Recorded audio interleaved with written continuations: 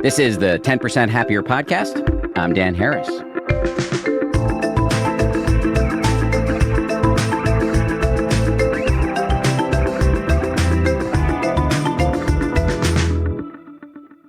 Happy Sunday, party people. Today we are bringing you a meditation from Christiane Wolf.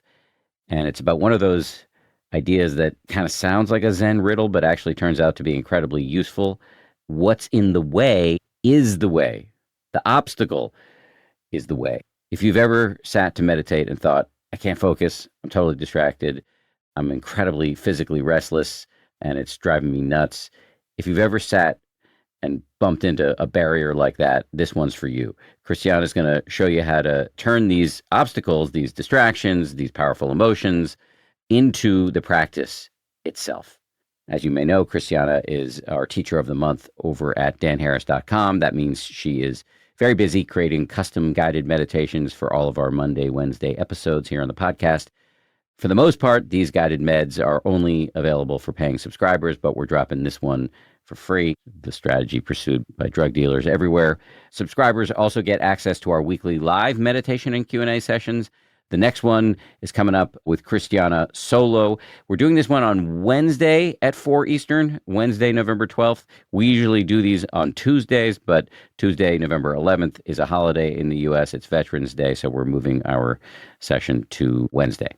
Quickly, if you want to meditate with me in person, I've got 2 events coming up. I'm doing a live taping of this podcast on November 18th in New York City. My guest will be the comedian Pete Holmes. It is a benefit for the New York Insight Meditation Center. Then coming up on November 23rd, I'll be doing an intimate Sunday afternoon meditation and Q&A sesh at a lovely hotel in the Hudson Valley in New York called Troutbeck. If you want a nice day trip from the city, come and say hi. I've put links to both events in the show notes if you want to get tickets. Okay, after a quick break, a guided meditation from Christiane Wolf. So we just had a big team summit here at 10% Happier. All of the employees got together in northern Westchester, which is the county to the north of New York City. That's where I live and work. And so the team all got together in my neck of the woods, and we got some homes on Airbnb where everybody stayed together. I actually stayed at my house, but the team members all stayed together in these 2 homes. We were a little worried about it at first. What was it going to be like to have all of these colleagues who don't know each other that well staying together in these large houses? It turned out to be great. We were able to get houses where everybody could have their own bathroom, and it just led to a ton of bonding. People stayed up late together, watched movies, caught up, got to know each other. It just led to an increased level of bonding. And that's one of the reasons why I love Airbnb, not only when I'm arranging housing for my team on a retreat, but also when I am arranging vacations with me and my family. And here's the cool thing. I love staying in welcoming homes that I book on Airbnb, but it's got me thinking that my home could do the same for somebody else. My wife and I have put so much love into all the details of our home. Why not help somebody feel comfortable and taken care of while they're traveling, when we're away from home? Think about it. If you host your home on Airbnb while you're traveling, it's a great way to offset some of the costs of your trip. The extra income that you make can be put towards an upcoming trip, a splurge you've been eyeing, home improvements, and if you've got a lot of trips ahead of you, hosting is a pretty cool and unique way to make some money back. Whenever I travel, my place is just empty, so while I'm away, it really does make sense to host it on Airbnb. Your home might be worth more than you think. Find out how much at airbnb.com/host.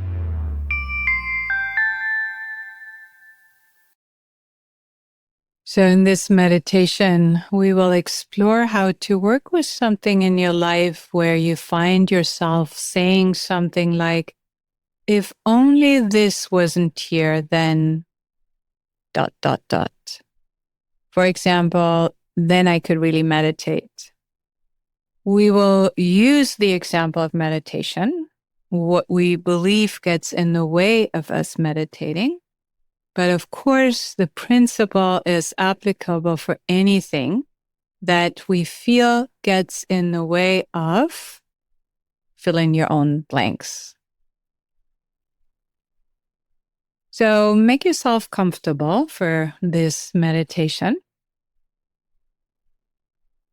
If you're seated, placing your feet firmly on the ground and sitting with your back pretty upright.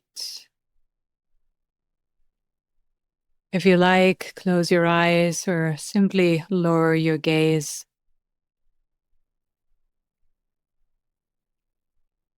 Start by feeling into the areas where your body has contact with the ground or your chair.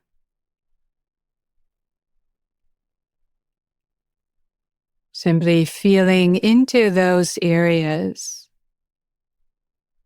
where your body has contact and sensing, is it hard or soft, warm or cold?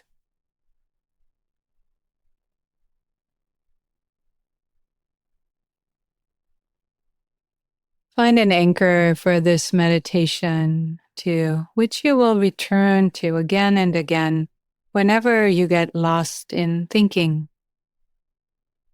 The breath is a good anchor if it feels pleasant or neutral to you. If not, then maybe staying with the sensations in your feet could be a good alternative. If you're using the breath, then now just allow the breath to become a little bit longer and deeper. Becoming aware of the body just sitting here and breathing deeply.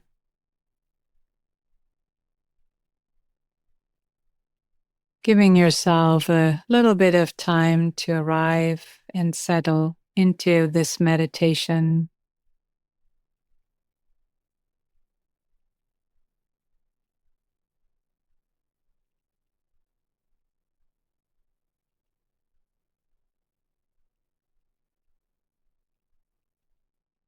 Now asking yourself, what do you expect from a meditation? Or what is a good meditation for you?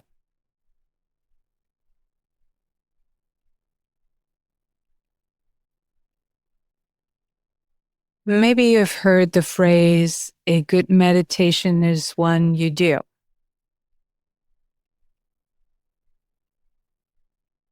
But having heard this doesn't necessarily mean that your mind gives up its expectations that a good meditation should be or feel a particular way.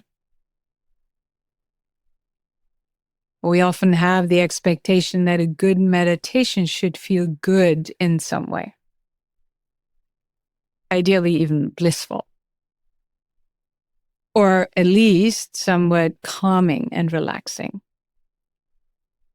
Why would we even meditate if we wouldn't expect this, right? So be curious and find out what it is for you.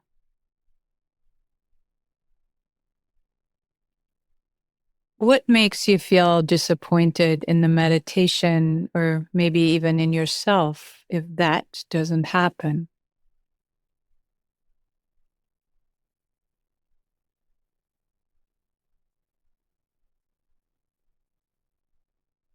Mindfulness has the wonderful qualities of curiosity and openness.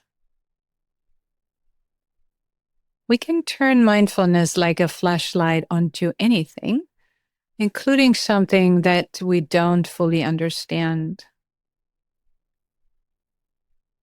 So you can now shine mindfulness onto what you're struggling with in meditation. What would you like to have gone where you find yourself thinking, if only this wouldn't be here, then I could meditate?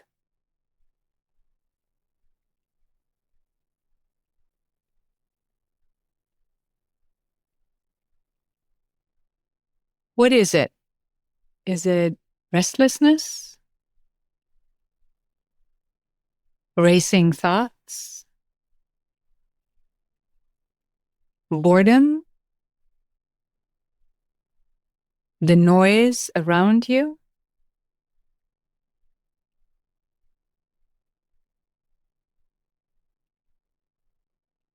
Make this now the focus of your attention, getting really curious about it.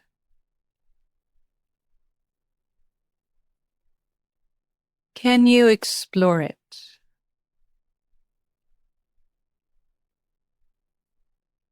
If it is within you, where does that show up?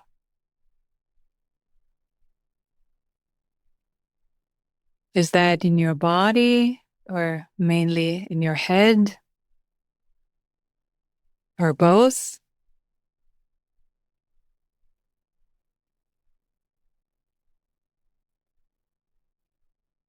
Does it have any particular qualities?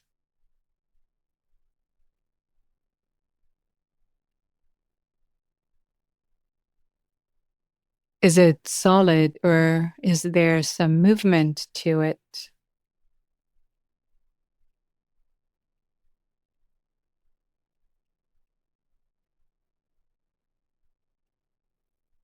Is it still the same or has it changed?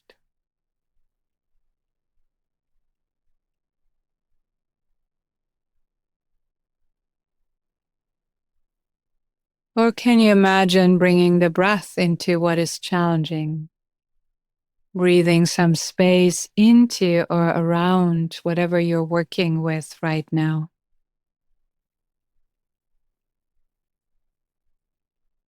What are you noticing?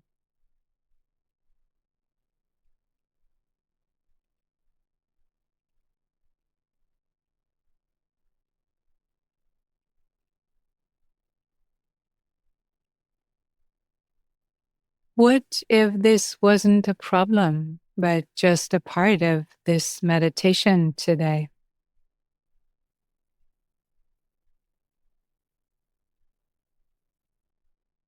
What if what you're doing right now is exactly what makes a good meditation?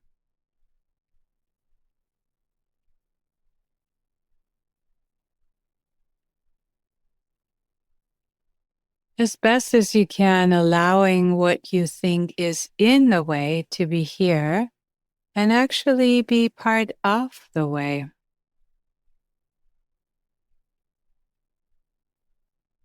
Allowing yourself to be restless, having racing thoughts, to be bored, or having the sounds around you.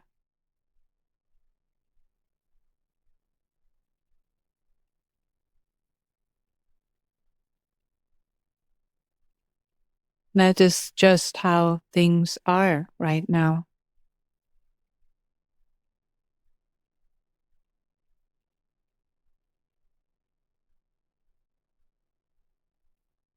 So giving yourself some credit for showing up today and doing the work.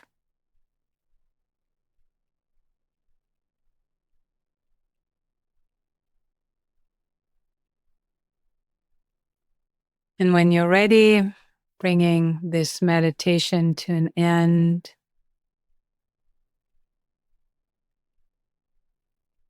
inviting some movement back into the body, and open your eyes when you're ready.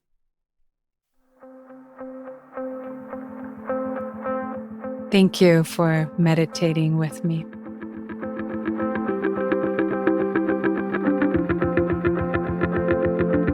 Thanks again to Christiana. Don't forget, I'll be doing a live taping of this podcast, which will also double as a fundraiser for the New York Insight Meditation Center. That's coming up on November 18th in New York City. There's a link in the show notes if you want to get tickets. Also, as always, a reminder to sign up at danharris.com. You'll get guided meditations that come along with all of our Monday, Wednesday episodes, plus weekly live meditation and Q&A sessions. Our next session is on Wednesday, November 12th. We're skipping Tuesday, which is when we usually do meditations because it's Veterans Day in the United States. We do these always at 4 Eastern. So Wednesday, November 12th at 4 Eastern with Christiane Wolf, who's our Teacher of the Month.